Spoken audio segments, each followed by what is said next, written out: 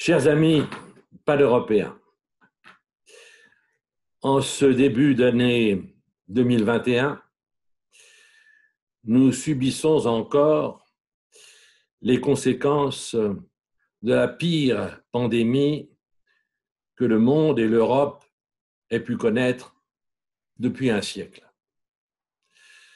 Cette pandémie a eu de multiples conséquences personnelles, familiales, collectives, sociales, économiques, culturelles et naturellement politiques.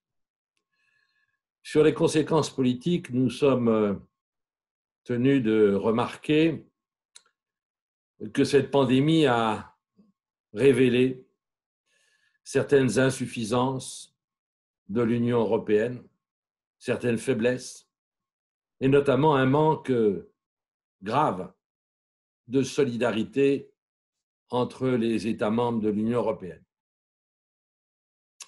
Pourtant, nous, pan-européens, nous savons que l'idée de l'Europe est essentielle, déterminante, fondamentale pour notre avenir, celui de nos enfants, nos petits-enfants, pour cette civilisation européenne à laquelle nous croyons profondément et que nous voulons préserver, maintenir, défendre, assurer pour l'avenir. Oui, il s'agit bien d'une civilisation. L'Europe n'est pas née en un seul jour. Elle existe depuis qu'autour de la Méditerranée, et vous en savez, vous, quelque chose, vous, mes chers amis croates, qu'autour de la Méditerranée, progressivement, une vie s'est constituée, une vie intellectuelle, une vie collective, une vie de réflexion, une vie de projet. Cette civilisation européenne, elle s'est développée avec la Grèce d'Athènes, avec Rome, et elle s'est répandue sur toute l'Europe grâce notamment au développement universel, d'abord sur l'Europe, du christianisme, qui nous a donné des valeurs qui sont toujours et qui doivent rester encore nos références fondamentales. Même si dans cette Europe, des apports différents se sont installés, comme l'apport par l'Empire ottoman, de la religion musulmane, par la diaspora juive, puis ensuite par le jeu intellectuel, intelligent, révolutionnaire même, des Lumières au XVIIIe siècle. L'Europe garde ses références fondamentales et c'est cet esprit d'origine de cette civilisation qui a fait ce que nous sommes aujourd'hui, ce que nous devons continuer à être sur le plan fondamental, c'est-à-dire sur le plan de nos fondations de vie et d'espérance commune. Alors, heureusement, il y a eu des novateurs, des fondateurs, des créateurs, et je pense en particulier pour l'Europe. Notre fondateur de l'Union pan-européenne, Richard Coudenhove-Kaleri, qui, il y a près d'un siècle, a senti combien il fallait mettre fin à ces conflits permanents entre Européens et qu'il fallait penser à cette idée de l'Europe et lui donner une consistance. Il n'a pas été tout de suite écouté comme il aurait dû l'être, puisqu'une deuxième guerre mondiale est intervenue, puisque des conflits se sont emparés de notre continent, qui ont fait qu'après la Deuxième Guerre mondiale, nous n'étions plus les mêmes. Nous avions dominé le monde, nous étions répandus sur la planète entière, nous avions été les puissants dans nos divisions et nos conflits internes, et nous ne l'étions plus à partir de 1945. Il a fallu repenser l'Europe, et heureusement, progressivement, sur l'exemple et la voie tracée par Coudenhove-Kaleri, nous avons commencé à nous unir. Avec le premier traité d'il y a 70 ans maintenant, nous avons constitué d'abord dans l'Europe de l'Ouest, puisque l'Europe était divisée en deux, avec un rideau de fer, par la guerre froide, par d'un côté la puissance des États-Unis et de l'autre côté la puissance dominante sur l'Europe centrale et orientale de la Russie, de l'URSS. Nous étions divisés en deux. Et heureusement, à partir des années 90, nous sommes retrouvés en possibilité de nous entendre tout au long de l'Europe, sur toute l'Europe. Et ça, c'est un grand événement, un des plus grands événements que dans notre histoire différente, nous ayons pu connaître. Il faut s'en réjouir. Alors, à partir de là, progressivement, dans le cadre d'un élargissement de ce qui existait déjà à l'Union européenne, nous nous sommes rassemblés. Ce rassemblement n'a pas été simple, n'a pas été facile, n'a pas été immédiat, et il n'est pas terminé, puisque, comme vous le savez, comme nous le subissons encore, notamment dans le sud-est de l'Europe, un certain nombre de pays ne sont pas encore membres de l'Union européenne. Je pense en particulier et principalement à la Bosnie-Herzégovine, je pense au Monténégro, je pense à l'Albanie, je pense à la Macédoine, je pense au Kosovo, je pense à la Serbie, je crois avoir cité le Monténégro. En tout cas, tous ces pays-là doivent bientôt nous rejoindre. Il faut qu'ils nous rejoignent parce que l'Europe a besoin de connaître son espace, ses distances, ses frontières, tout en pensant aussi à des pays voisins comme l'Ukraine, la Biélorussie, comme l'Arménie, comme la Géorgie, qui devront un jour, d'une façon ou d'une autre, nous rejoindre. Parce que nous vivons maintenant, comme nous l'avons connu autrefois, dans de nouvelles menaces qui atteignent notre capacité d'être solide, de préserver nos valeurs, préserver nos intérêts majeurs. Et c'est à ça que nous devons aujourd'hui penser. C'est ça qui, dans le projet pan-européen, doit nous amener à nous consolider dans la solidarité qui est notre objectif principal. Il ne suffit pas uniquement de se référer à notre civilisation, comme je viens de le faire, à se référer à ce que nous partageons au niveau spirituel, intellectuel, mais il faut se référer aussi à la défense de notre propre existence dans le cadre que je viens de tracer. C'est fondamental. Alors bien entendu, nous devons préserver les identités, les spécificités nationales, les capacités dans chaque État, de garder ce à quoi chaque État, chaque peuple tient. C'est fondamental. Mais en même temps, nous avons besoin de consolider notre solidarité. Nous avons vu ces derniers mois le départ de la Grande-Bretagne de l'Union. Elle en tirera elle-même, le peuple britannique en tirera lui-même les conséquences que cela peut signifier. Mais nous ne devons pas nous attarder à cette situation. Il est vrai que dans l'histoire de la Grande-Bretagne, il y a toujours eu une différence, une séparation, un éloignement par rapport au continent européen. Mais c'est ainsi. Prenons les choses comme elles sont. Essayons-nous, continentaux européens, pan-européens, de consolider notre union. Nous en avons le plus grand besoin parce qu'aujourd'hui, nous manquons d'indépendance, nous manquons de liberté pour défendre nos intérêts majeurs. Et c'est là-dessus que nous devons travailler. Nous l'avons bien vu dans cette pandémie, nous n'avons pas été à la hauteur des circonstances. Nous ne les avions pas suffisamment envisagées. Nous ne les avions pas prévues pour les organiser en face de ce mal qui est intervenu. Donc, que ce soit une leçon pour nous, et une leçon essentielle, donc qu'il faut tirer immédiatement. Alors, l'Union européenne a déjà tiré quelques conséquences sur la relance à laquelle elle va contribuer, à laquelle nous allons tous contribuer sur le plan économique, avec ses effets sociaux. Mais cela ne suffira plus. Cela n'est pas suffisant. Il est fondamental que nous garantissions par cette relance, mais aussi par des investissements humains et financiers, nos intérêts collectifs. Nous ne devons pas être imprégnés, comme nous le sommes aujourd'hui, par une économie de plus en plus envahissante qui est celle de la Chine et par des moyens modernes, technologiques, numériques qui nous viennent principalement des États-Unis. Les États-Unis nous ont aidés pour nous sortir de la guerre et de nos guerres. Mais aujourd'hui, les États-Unis ont d'autres intérêts que de soutenir l'Europe, que de s'occuper de l'atlantisme.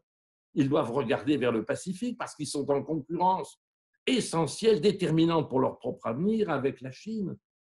Et donc, pensons à nous-mêmes, occupons-nous de nous-mêmes, assurons-nous nos efforts par nous-mêmes, sans être dépendants des autres. Ça passe aussi par la nécessité absolue d'une défense de nos frontières par nous-mêmes, et non pas uniquement par le bon vouloir amical des États-Unis.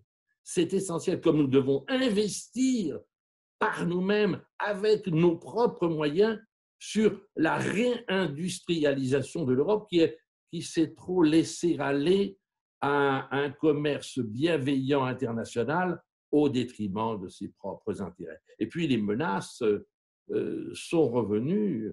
J'évoquais la question chinoise. Ce n'est pas uniquement une question commerciale, c'est aussi une puissance militaire. Elle est devenue la première, enfin, plus exactement, elle est en passe de devenir la première puissance mondiale et nous devons y veiller parce que la puissance entraîne souvent, l'histoire l'a montré, plus que des menaces, des réalités de conquête. D'autant plus qu'à notre frontière immédiate, la Russie a repris de la vigueur. Nous aurions souhaité que cette vigueur s'affirme avec un bon voisinage avec l'Union européenne, mais telle n'est pas réellement la situation. Nous le voyons bien que le régime russe de Poutine est de plus en plus totalitaire et peu coopératif avec l'Europe. Comme nous constatons malheureusement que sur notre sud, la Turquie a de nouveau des rêves de puissance ottomane. Tout ça n'est pas sérieux, mais c'est dangereux. Nous devons y veiller. Et puis nous voyons bien aussi qu'il y a d'autres menaces qui sont maintenant internes à l'Europe, qui est la menace du terrorisme islamique. Je suis français, j'en ai vu les conséquences gravissimes, n'est-ce pas? Et il faut s'en préserver, mais il n'y a pas qu'en France que ce phénomène existe. C'est dans quasiment tous les pays européens maintenant. Donc nous devrions ensemble avoir une politique solide et lui donner les moyens pour le contrecarrer, pour s'y opposer. Et c'est ce à quoi j'appelle, par la lucidité, par le réalisme des Européens, des gouvernements européens, des peuples européens, tout en maintenant, je le dis, la nécessité d'indépendance respectée de chacun. Il faut plus de solidarité, plus de vision commune, plus de possibilités de se protéger si nous voulons garder ce qui fait la vitalité traditionnelle, ancestrale de notre civilisation.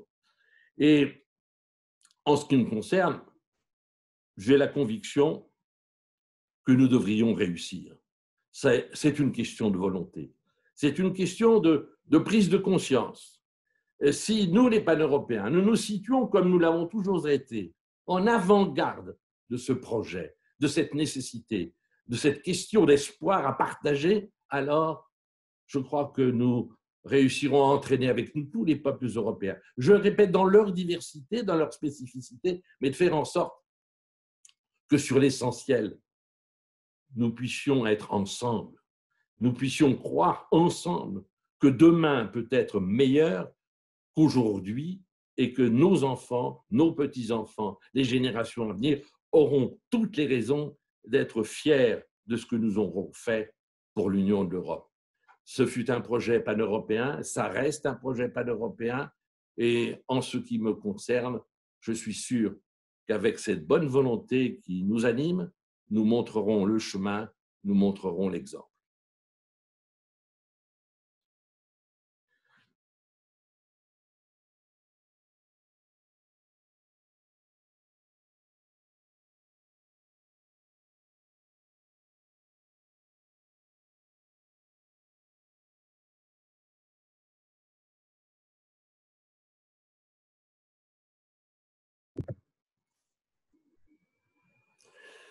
Chers amis pan-européens, maintenant je souhaiterais dire quelques mots en particulier pour mes amis pan-européens de Croatie. Je veux d'abord les féliciter pour ce qu'ils ont fait, pour ce qu'ils font depuis qu'ils ont créé leur association Pan-Europe-Croatie. Ils se sont donné beaucoup de mal. Ils ont recruté des participants de grande qualité, je pense en particulier, mais pas exclusivement, à Mislav Jezic et à Pavo Barisic, qui animent ou qui ont animé avec d'autres, bien entendu, cette association avec beaucoup de succès. Elle est connue, elle est appréciée dans l'ensemble du pays Elle bénéficie de la sympathie des plus hautes autorités politiques, en particulier du Premier ministre, de plusieurs membres du gouvernement, de membres du Parlement européen et de la Commission européenne. C'est un signe d'efficacité, c'est un signe que nos amis croates ont su montrer à leur tour le bon chemin. D'ailleurs, la Croatie a une histoire qui peut justifier aussi cet engagement pour l'Europe de nos amis et de l'ensemble du pays. Je pense que très majoritairement, les Croates sont pour l'Union européenne, pour l'appartenance à l'Union européenne et pour l'approfondissement de l'Union européenne, comme ils sont d'ailleurs tous très favorables à ce que l'ensemble de leurs voisins du Sud-Est, de l'ancienne Yougoslavie et même de l'Albanie en plus, rejoignent, comme ils l'ont fait en 2013, l'Union européenne. Cela tient à l'histoire de la Croatie, qui a eu son indépendance il y a longtemps déjà et qui l'a recouvrée il y a peu de temps.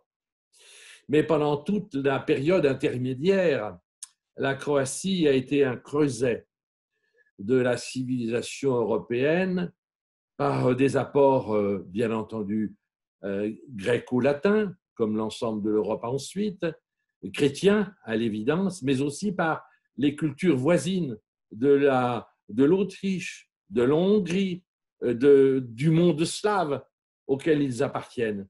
Et cet ensemble, ce carrefour d'idées, d'investissements intellectuels ont fait de la Croatie d'aujourd'hui un exemple, un modèle. Et c'est ça que je souhaitais souligner auprès de vous et vous dire que dans la construction européenne que nous devons approfondir, que j'ai évoqué par ailleurs, dans ce chemin pan-européen que je rappelais, je suis convaincu que la Croatie, c'est-à-dire les Croates, c'est-à-dire pour moi les pan-européens de Croatie, ont un rôle tout particulier.